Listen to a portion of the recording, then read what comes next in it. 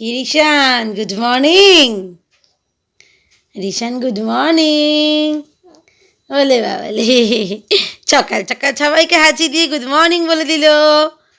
বলো, বলে দাও তো বাবু, যে ব্লগটা তুমিই শুরু করো তো। বলো, good morning and welcome back our channel. চলে এলাম নতুন একটা ব্লগের সাথে, একটা সুন্দর সকালে, তাই না? বলে দাও। আমি ঘুম থেকে উঠে আমার ফ্রেশ হওয়া হয়ে গেছে, আমি সোয়েটার মোজা সব পরে নিয়েছি। Good morning. ওই যে ঠাম্মাও বলছে গুড মর্নিং।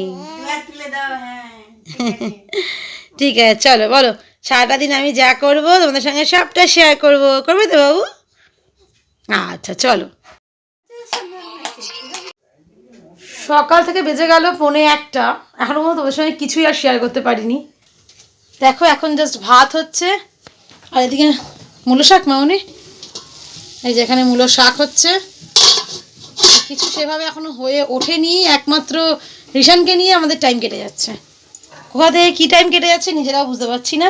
তবে হবে আজকে বাঁধাকপি হবে, এই যে বাঁধাকপি এখানে ভাপানো রয়েছে, আর ওই যে আলু কাটা রয়েছে। তো এই হলো মোটামুটি আপডেট। ওকে স্নান করানো কমপ্লিট, ও এখন জেঠুর কোলে ঘুরছে একটু। দেখো বাজার চলে এসছে, কিন্তু বাজারও এখন আমাদের গোছানো হয়নি। বললাম আমি তোমাদের, টাইমটা এমনিই কেটে গেছে। দেখতে পাচ্ছ মোটামুটি শীতের বাজার সবাই আছে। একে দেখো, এর চোখে এখনও ঘুম নেই। আমি টিপটা বন্ধু পড়াতে পারিনি, জাস্ট কোনো রকমে রেখেছি এই জেঠুর কোলে। এখন গুরু গুরু করে যদি একটু ঘুমায়। রিশান দেখো এখন একটু ঘুমিয়েছে, তাই একটু আস্তে কথা বলছি। আর এটা এমনি দেখো সাদা জিরে আদা লঙ্কা না সরি তেজপাতা ফোড়ন দিয়ে চাপিয়ে আলুটাকে একটু ভেজে নিচ্ছি, তারপরে বাঁধাকপিটা দেবো। মটরশুঁটি আর একটু পড়ে দেবো।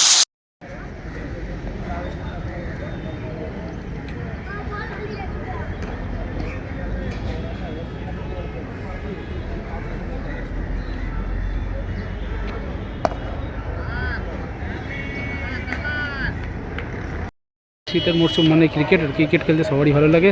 তো এখানে ক্রিকেট টুর্নামেন্ট হয়েছে, আমিও দেখতে এসেছিলাম, তো একটু দেখে নিলাম।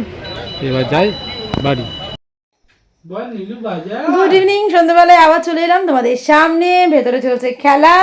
আজকে স্যারের ঘুমই নেই বলতে গেলে, দুপুরবেলা মনে হয় আধা 1 ঘন্টা কি ঘুমিয়েছে, তারপর থেকে আবারও জেগেই। আজকে একটু ঘুমটা কমই, এক একদিন সে সবার ক্ষেত্রেই হয়, আমাদেরও যেমন হয়। তো এখন বাবার সঙ্গে করছে খেলা। আমার ছিল পড়ানো কমপ্লিট হয়ে গেছে। এবার সন্ধ্যাবেলায় কিছু তো একটু খেতে হবে, তো দেখা যাক কী বানানো। মানে সন্ধ্যাবেলায় সেটা বানানো হচ্ছিল তখন, যদিও আমি খাইনি।